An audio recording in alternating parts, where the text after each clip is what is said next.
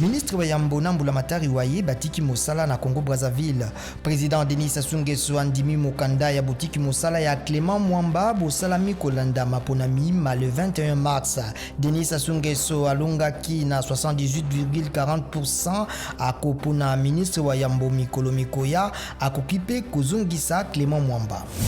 Bopesi mangole ma COVID-19 bobandi na Nord Kivu.